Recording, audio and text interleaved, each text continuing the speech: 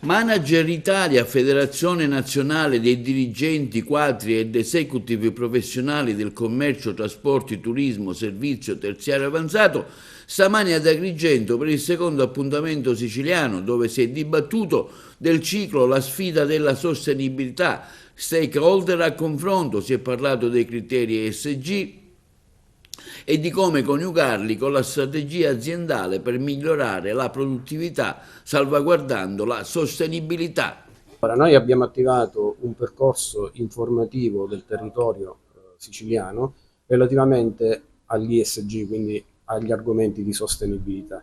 Abbiamo avviato un percorso a Catania, abbiamo inaugurato, abbiamo deciso di continuare a vedere da diverse angolazioni la problematica della sostenibilità.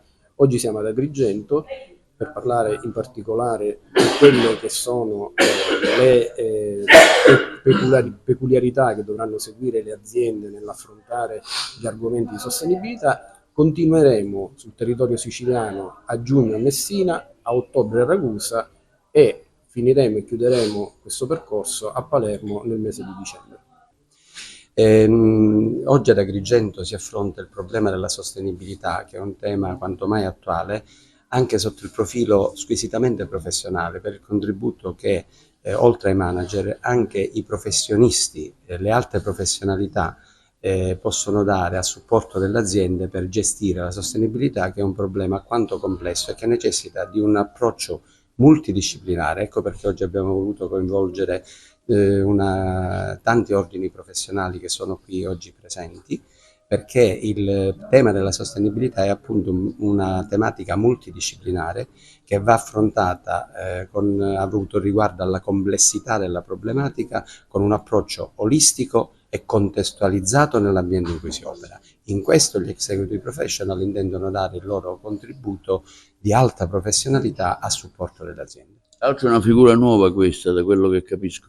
Assolutamente sì, tant'è vero che ci sono nuove figure come il Sustainability Manager, che è una figura professionale specifica, ce ne sono pochissimi in Italia e abbiamo diciamo il privilegio di rappresentarli come alte professionalità, così come i revisori legali che sono chiamati all'attestazione di sostenibilità, ma queste figure che sono appunto nuove, necessitano di una forte componente professionale, ma anche di interagire con gli altri professionisti che sinergicamente lavorano sulla sostenibilità.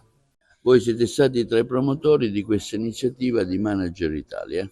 Il tema sulla sostenibilità ambientale è sempre attuale, oggi più che mai, tanto che proprio sulla tutela della biodiversità, per esempio, uno degli argomenti cardini della sostenibilità, si è dovuto pure legiferare modificando l'articolo 9.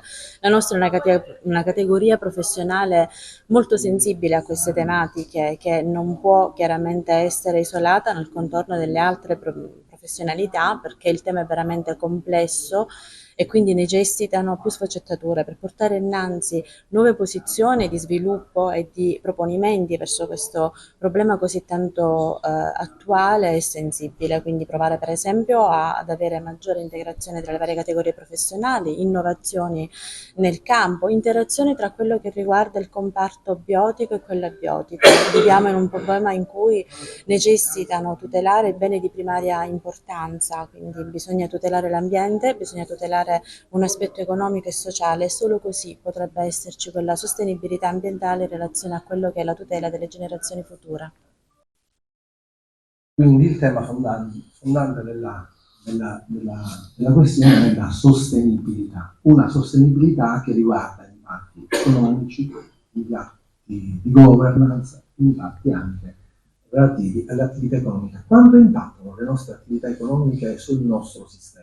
Qual è la sostenibilità? Quindi il tema fondamentale diventa quello della sostenibilità. Su questa sostenibilità si gioca almeno in due. Da una parte le imprese che stanno lavorando per implementare i loro processi, dall'altro i regolamenti nazionali, regionali e sovranazionali. Quindi l'orientamento a un tema comune che è quello proprio della sostenibilità.